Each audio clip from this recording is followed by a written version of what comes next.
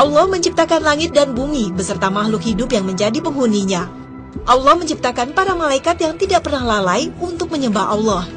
Dan tatkala Allah menciptakan Adam yang terbuat dari tanah, para malaikat sempat bertanya, "Wahai Tuhan kami, buat apa Engkau menciptakan makhluk lain selain kami? Padahal kami selalu bertasbih, bertahmid, melakukan ibadah dan mengagungkan nama-Mu tanpa henti-hentinya. Sedang makhluk yang Engkau ciptakan akan bertengkar satu dengan lain, akan saling bunuh-membunuh, sehingga akan terjadilah bencana di atas muka bumi." Namun Allah memiliki kehendak lain. Allah lebih mengetahui hikmah di balik penciptaan Adam. Kisah ini diabadikan dalam surah Al-Baqarah ayat 30. Kemudian Allah memerintahkan para malaikat untuk bersujud kepadanya sebagai penghormatan, bukan sebagai ibadah. Namun saat itu iblis protes. Ia merasa dirinya lebih mulia karena diciptakan dari unsur api, sedangkan Adam dari tanah. Iblis pun tak mau bersujud kepada Adam. وَلَقَدْ خَلَقْنَاكُمْ ثُمَّ صَوَّرْنَاكُمْ ثُمَّ قُلْنَا لِلْمَلَائِكَةِ إِبْلِيسَ لَمْ يَكُنْ مِنَ السَّاجِدِينَ. Karena kesombongan inilah Allah menghukum iblis dengan mengusirnya dari surga dan melaknatnya sebagai penghuni neraka. Allah berkata pada iblis, "Turunlah kamu dari surga, karena kamu tidak sepatutnya menyombongkan diri di dalamnya. Keluarlah, sesungguhnya kamu termasuk makhluk yang hina." Tapi iblis memohon kepada Allah untuk ditangguhkan kematiannya hingga hari kebangkitan, agar bisa menggoda manusia dari jalan yang lurus. Allah berfirman kepada Adam dalam surat Al-A'raf ayat 19. "Wahai Adam, tinggalkan engkau bersama istrimu di dalam surga, dan makanlah apa yang kamu berdua sukai. Tetapi janganlah kamu berdua dekati pohon yang satu ini. Apabila didekati, kamu berdua termasuk orang yang zalim." Iblis mulai merancang siasat menyesatkan Adam dan Hawa supaya ikut terusir dari surga. Untuk mendapat kepercayaan Adam Hawa, iblis memberi nasihat. Sesungguhnya larangan Allah untuk mendekati pohon itu dan memakan buahnya, karena jika memakannya, Adam dan Hawa akan menjelma menjadi malaikat dan akan hidup kekal. Iblis tak bosan untuk terus membujuk Adam Hawa hingga akhirnya mereka tergoda. Adam dan Hawa menyesal atas dosa yang dilakukannya, kemudian bertaubat dan memohon ampunan Allah. Allah berfirman, "Turunlah kamu akan saling bermusuhan satu sama lain. Bumi adalah tempat kediaman dan kesenangan kamu sampai waktu yang telah ditentukan." Sebelum Adam dan Hawa diciptakan, Allah sudah menciptakan makhluk sebelumnya yang mirip dengan manusia, karena malaikat sudah mengetahui bahwa manusia keturunan Adam akan saling membunuh dan membuat bencana di muka bumi. Ibnu Jarir dalam kitab tafsir Ibnu Katsir menyebut makhluk sebelum Adam itu disebut Al-Jan. Ada juga yang berpendapat mereka adalah bangsa jin. Berdasarkan penelitian arkeologi ditemukan fosil makhluk sejenis manusia tetapi memiliki karakteristik sangat primitif.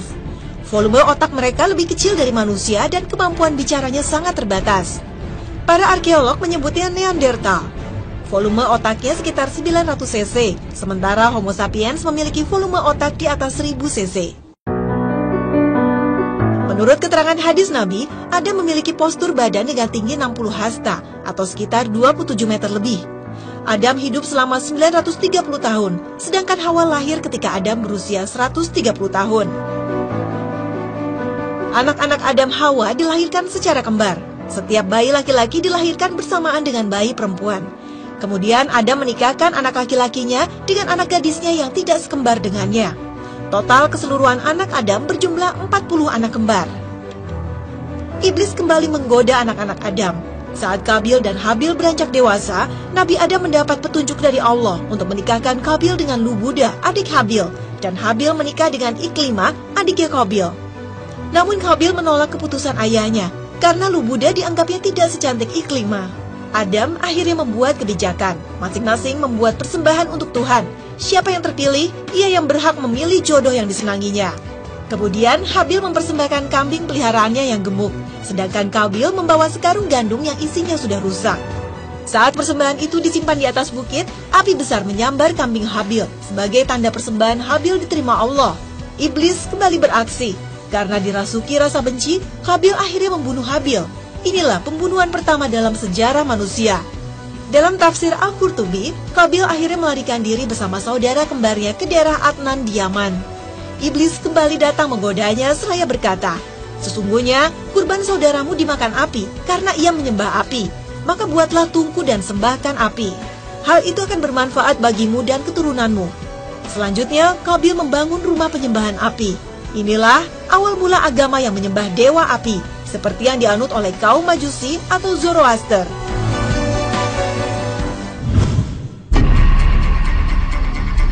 Semua makhluk penghuni surga bersujud menghormati Adam, kecuali iblis. Iblis merasa lebih mulia dan lebih agung dari Adam. Nama asli iblis adalah Azazil, yang merupakan bapak bangsa jin. Tapi ada juga yang berpendapat bernama Al-Harith. Sebelum dikutuk Allah, Azazil pernah menjadi imam para malaikat atau Sayyidul Malaikat. Dijuluki juga Kanzul Jannah yang artinya bendahara surga, seperti yang ditulis dalam berbagai kitab tafsir.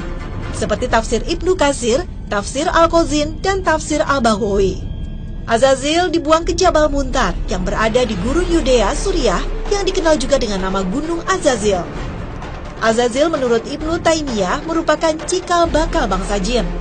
Azazil dalam bahasa Arab kuno terdiri dari dua suku kata, Al-Aziz dan Eil. Al-Aziz artinya hamba yang terhormat dan sangat kuat. Sedangkan El merupakan penamaan Allah di zaman Arab kuno. Jadi Azazil artinya hamba Allah yang terhormat. Tapi ada juga yang mengartikan Azazil adalah makhluk yang sombong dan membangkang.